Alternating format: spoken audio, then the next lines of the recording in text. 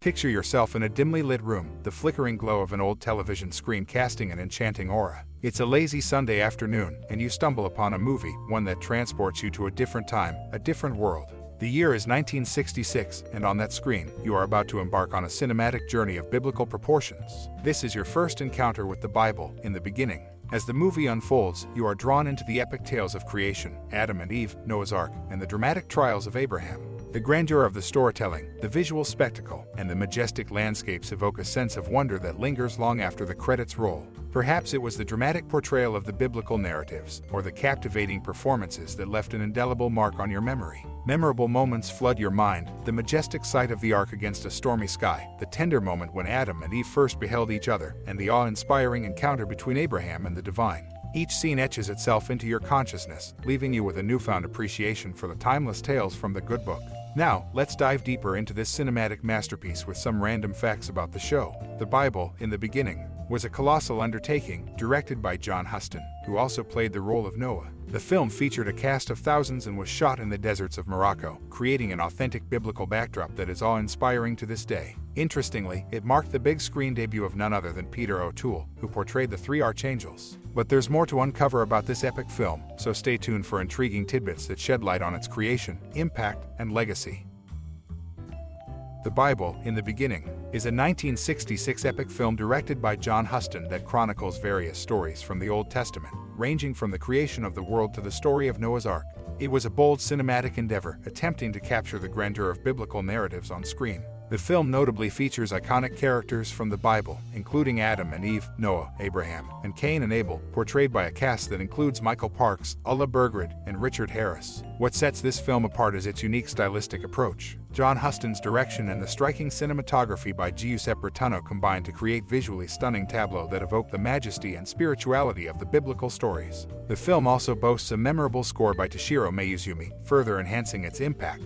In terms of popular culture, the Bible, in the beginning, had a significant influence on subsequent biblical epics and historical films. It contributed to the trend of adapting religious and mythological narratives for the big screen during the mid-20th century. While it received mixed critical reviews, it remains a notable cinematic interpretation of biblical tales, serving as a precursor to later adaptations and a testament to the enduring power of these ancient stories on film.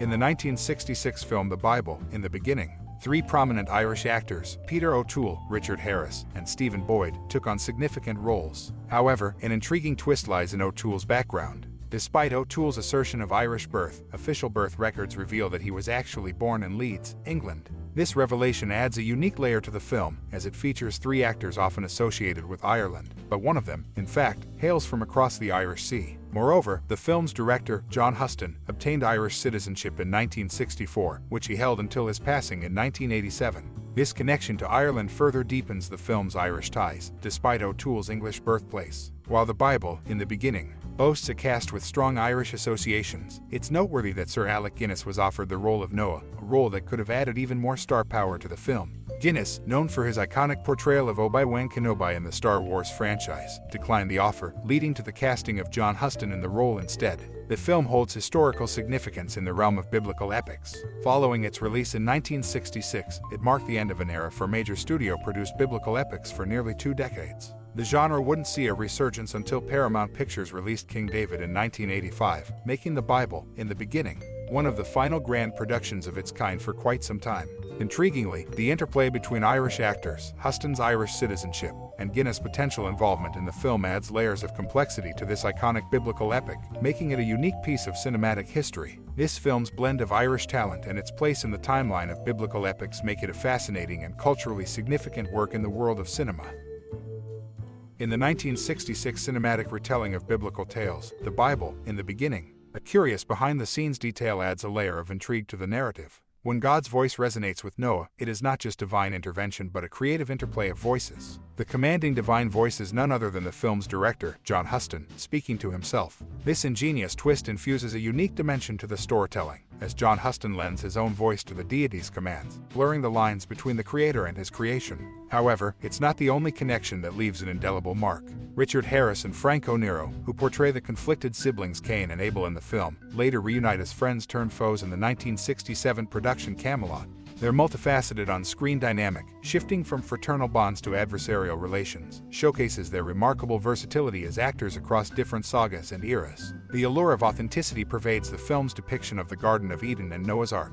The animals gracing these scenes weren't mere props, they were living creatures transported from a reputable German zoological park. This meticulous attention to detail infuses an air of realism into the cinematic portrayal, transporting viewers to ancient times with a touch of zoological accuracy. The Bible, in the beginning, not only brings biblical stories to life but also interweaves intriguing threads that link actors and real animals to its mesmerizing tapestry. This convergence of talents, voices, and living beings lends the film an authenticity that resonates across time. And so, beneath the grand narratives of creation and salvation, lie these captivating anecdotes that enrich the viewing experience, revealing the layers of dedication and creativity that went into crafting this epic biblical saga.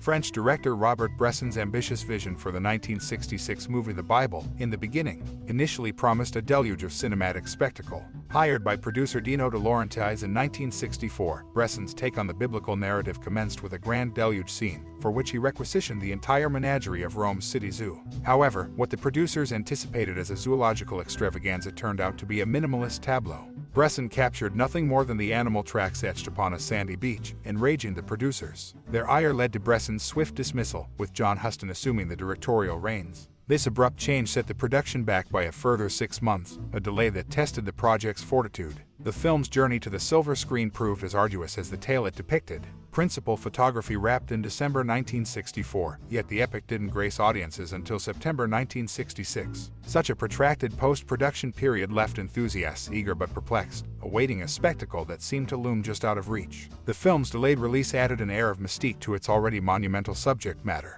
The casting aspirations of John Huston, the film's eventual director, added another layer of intrigue to its production. Originally envisioning Charles Chaplin as the venerable Noah, Huston's overtures were met with Chaplin's resistance. The cinematic luminary demurred at the prospect of starring in a picture helmed by another director. Consequently, Huston took on the role himself, leaving an indelible mark on the character. Huston's creative ambitions also extended to the musical realm, where he aspired for Igor Stravinsky to compose the film's score. However, this collaboration remained unrealized, shrouded in the enigma of copyright complications, as hinted at in Huston's sleeve notes for the score. The Bible, in the beginning, unfolded as a cinematic odyssey, navigating both artistic ambition and practical challenges. From Bresson's audacious but elusive animal tracks to Huston's transformative dual role and musical aspirations, the film's behind-the-scenes narrative mirrors the epic scope of the biblical tales it sought to bring to life.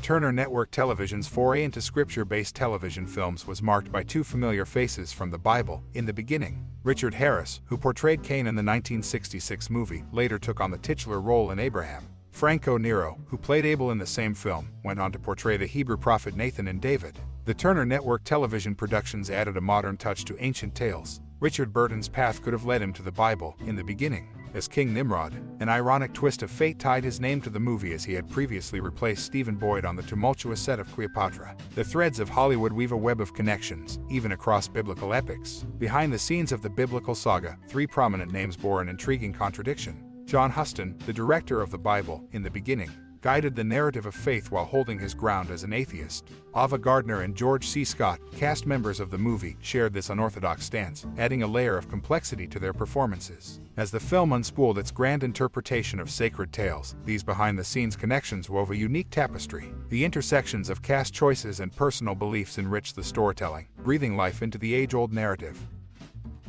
As we bid adieu to our journey through the cinematic tapestry of the Bible, in the beginning, let us carry forth the flickering ember of its captivating tales and wondrous landscapes. Just as the film unveiled the epic tales of creation and humanity's earliest strides, it beckons us now to introspect. For as we traverse the corridors of time, we find echoes of our own stories, mirroring the tapestry of existence painted on that very celluloid.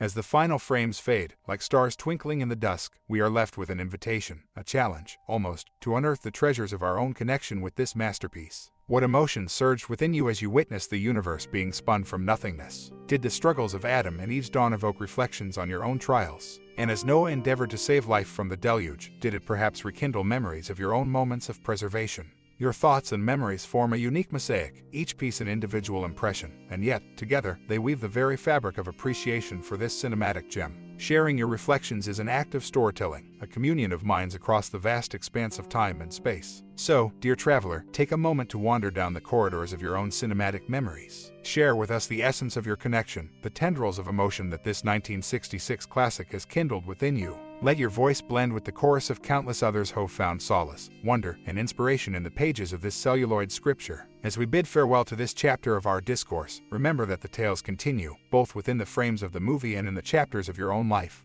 Thank you for embarking on this reflective odyssey, for sharing your thoughts, and for letting the magic of storytelling envelop you once more. With gratitude for your time and the connection we've woven.